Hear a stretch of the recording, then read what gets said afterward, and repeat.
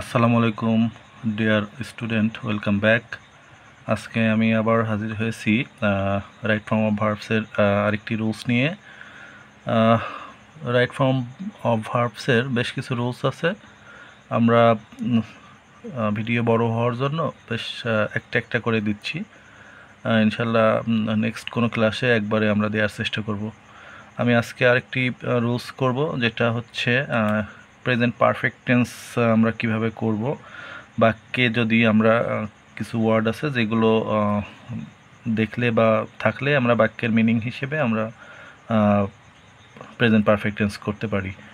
যেমন বাক্যে যদি আমরা জাস্ট থাকে, তারপরে জাস্ট নাও থাকে, অলরেডি থাকে, ইয়েট থাকে, তারপরে এভার থাকে, লেটলি থাকে, রিসেন্টলি থাকতে পারে, লেটলি থাকতে পারে, ইমিডিয়েটলি থাকতে পারে। আমরা এগুলো থাকলে কি করব, সবসময় আমরা প্রেজেন্ট পারফেক্ট টেন্সে করব। যে সমস্ত স্টুডেন্ট যারা ক্লাস 5-এর বা পঞ্চম শ্রেণীর বৃত্তি পরীক্ষা দিবেন, একটু খেয়াল করবেন, কারণ আপনাদের জন্য ক্লাসটা বেশ ইম্পর্টেন্ট হবে। আমরা কয়েকটি উদাহরণের মাধ্যমে আমরা এই রুলসগুলো কমপ্লিট করব। প্রথম উদাহরণ আমরা এটা দিয়ে দিব, জাস্ট দিয়ে দেখি। প্রথম উদাহরণ হচ্ছে, যদি আমরা করি করিম হ্যাজ জাস্ট, ইন ব্র্যাকেটের যদি অ্যারাইভ থাকে তাহলে আমরা কি করব। এটা রাইট ফর্ম অফ ভার্বসের খুব একটা ইম্পর্টেন্ট রুলস, এজন্য আপনারা একটু মনোযোগ দিয়ে দেখবেন। করিম হ্যাজ জাস্ট অ্যারাইভ, যখনই আমরা জাস্ট দেখব তখনই এটা মনে করতে হবে যে আমরা এটা প্রেজেন্ট পারফেক্ট টেন্সে করতে হবে। প্রেজেন্ট পারফেক্ট টেন্সের স্ট্রাকচারটা অবশ্যই আমাদের মনে আছে। আমি আবারও লিখে দিচ্ছি। সাবজেক্ট, তারপরে হ্যাভ বা হ্যাজ বসে, দেন ভার্বের V3 বা পাস্ট পার্টিসিপল ফর্ম, তারপরে বাকি অংশ বা অবজেক্ট থাকলে অবজেক্ট।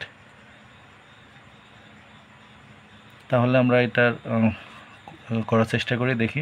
প্রথমে সাবজেক্ট বসাবো, তারপরে হ্যাভ বা হ্যাজ বসাবো সাবজেক্ট অনুযায়ী।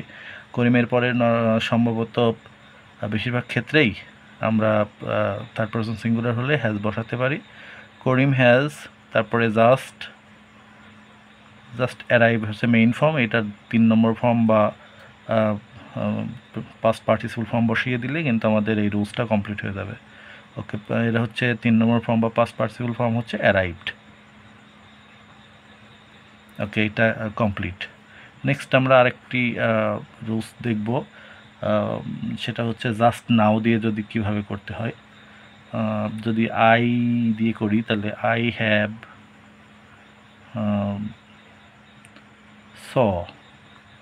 স হিম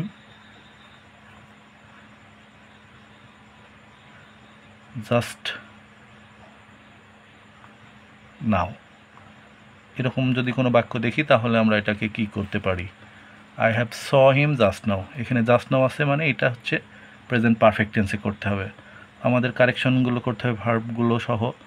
সাবজেক্টের পরে আই হ্যাভ বসবে, তারপরে এইটা হচ্ছে 2 নম্বর ফর্মে আছে, আমরা এটাকে 3 নম্বর ফর্মে করে দেব। স এর 3 নম্বর ফর্ম হচ্ছে see saw seen. I have seen him just now. Okay dear student, আপনারা খেয়াল করবেন, আমরা বাক্যে জাস্ট এবং জাস্ট নাও শেষ করেছি, এখন অলরেডি দিয়ে একটা বাক্য করব, দেখলে আপনারা বুঝতে পারবেন। সেটা হচ্ছে, যদি করি she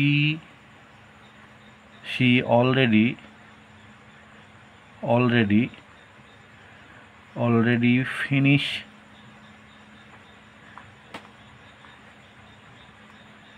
her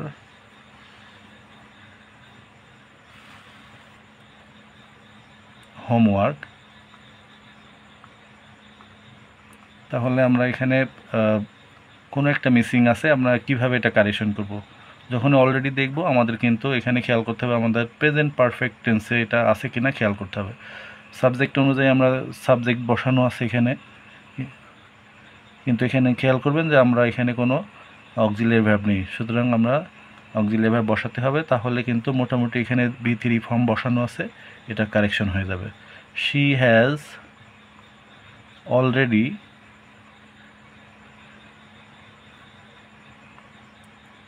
finished her homework. তাহলে আমাদের এই বাক্যটা কমপ্লিট হয়ে যাবে। আমরা আরেকটি বাক্য দেখি, সেটা হচ্ছে ইয়েট দিয়ে করতে পারি। দে হ্যাজ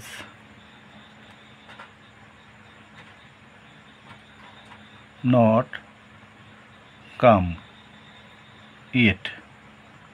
যখনই আমরা ইয়েট দেখব তখন এটা আমাদের প্রেজেন্ট পারফেক্ট টেন্সে করতে হবে। তাহলে এটার স্ট্রাকচারটা ঠিক আছে কিনা এটা দেখলে আমরা এটা কমপ্লিট করে ফেলব।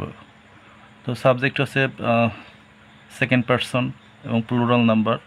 তো আমাদের খেয়াল করতে হবে এখানে হ্যাজ বসিয়েছে, হ্যাজ অনলি মাত্র থার্ড পারসন সিঙ্গুলার ছাড়া হ্যাজ হয় না, যেহেতু এটা সেকেন্ড পারসন প্লুরাল নাম্বার, সুতরাং এটা আমরা দে হ্যাভ নট বসাতে হবে। They have not. কামের হচ্ছে 3 নম্বর ফর্ম, কাম কেম কাম, শুধু কাম তারপরে ইয়েট বসালে আমাদের এটা কমপ্লিট হয়ে যাবে। পরে আরেকটা সেন্টেন্স দেখেন দর্শক, have you never been to Dhaka. এটাকে আমরা কিভাবে করতে পারি? এটা নেভার থাকলে আমরা নর্মালি কি করতে পারি, এটাকে উল্টা বা এর বিপরীত ওয়ার্ড হচ্ছে এভার দিয়ে আমরা এটাকে পাস্ট প্রেজেন্ট পারফেক্ট টেন্স করব। Have you never been to Dhaka, এটা আমরা জাস্ট উল্টাভাবে করতে পারি, যেটা হচ্ছে have you ever been to Dhaka, অর্থাৎ তুমি কি কখনো ঢাকা গিয়েছো। তো আমরা এ ধরনের বাক্য যখন দেখব এটাকে আমরা প্রেজেন্ট পারফেক্ট টেন্স করব। নেক্সট বাক্যটা হচ্ছে I have had very busy lately. যখনই আমরা লেটলি দেখব তখন আমরা এটাকে প্রেজেন্ট পারফেক্ট টেন্স ফর্মে ফেলে দেবো বা ওর রুলসটা বসাই দেবো, ওইটা রুলস বসাই দেবো।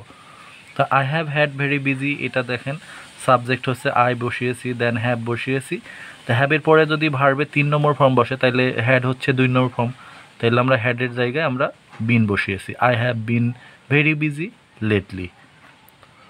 ওকে স্টুডেন্ট, আরেকটি আছে, সেটা হচ্ছে she left the place immediately. Immediately দেখলে আমরা এটা কি করব, প্রেজেন্ট পারফেক্ট টেন্স করব। তাহলে আমরা দেখেন এখানে she left the place immediately, এখানে একটা মিসিং আছে অক্সিলারি ভার্ব। তাহলে আমরা সাবজেক্ট শি বসালাম, দেন আমরা সাবজেক্টের পরে হ্যাভ বা হ্যাজ বসাতে হবে, যেহেতু থার্ড পারসন সিঙ্গুলার নাম্বার, তাহলে আমরা এখানে হ্যাজ বসিয়ে দেব।